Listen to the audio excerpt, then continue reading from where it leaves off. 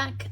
Today I'm just going to do a very short video, just showing you roughly the process that I go through when I'm sort of laying out the page. This is a double page, as I think I mentioned before, and I had that pile of papers that we went through on a previous video. Lots and lots of different papers and types of papers and textures in a green.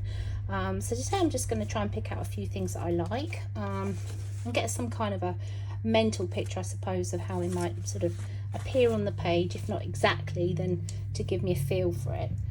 So I picked out some of the papers that I'm kind of interested in. You've got different greens here. These are all going to be in a kind of a green. I really like this sort of batik one, so that's going to crop up somewhere. What else have we got? So in the tissues, I'm thinking this is quite nice, this sort of mosaic thing. We've got the sort of the dotty one, which may or may not go in, I'm not sure yet, so we might sort of spread them out. And then this lovely leaf one, I'll just put those over there for a minute. Okay, so we're probably going to have a bit of print in there as well, which is always a nice thing to add. We've got some leaves which were basically die cut and embossed. I'm not exactly sure how we're going to put these yet, but we've got a few of those. Just sort of probably going to maybe two the same there and maybe a different one over there. Then we've got our skeleton leaves, which we are going to incorporate.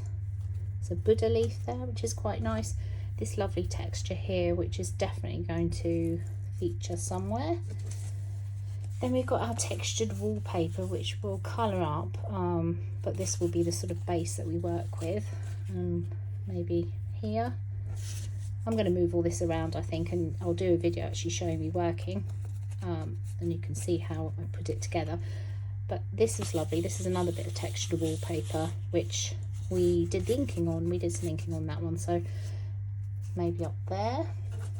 I've got a piece of vellum, which is another leaf. Which may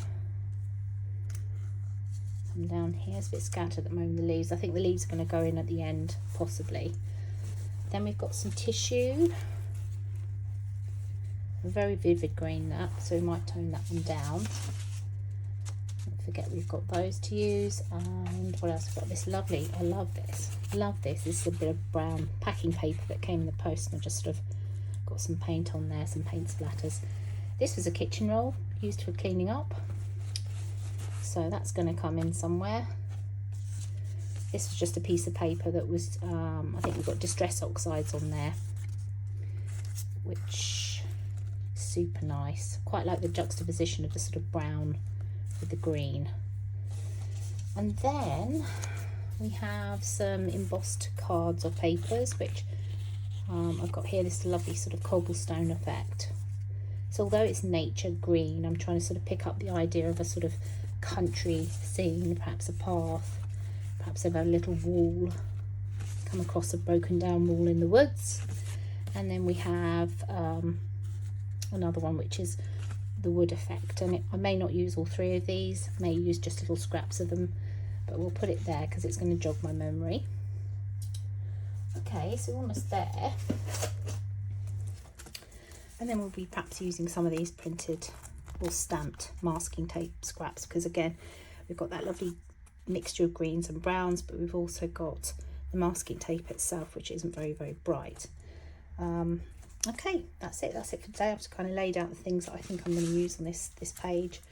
There'll be other things. We'll be using some crayons and some inks, probably various things, pens, what have you, to sort of bring it together, because once we've stuck everything down, we're going to have to sort of try and bring it together with some other media as well. Okay, so join me in the next video. We'll start to put this together. Okay, thanks for joining me. Bye.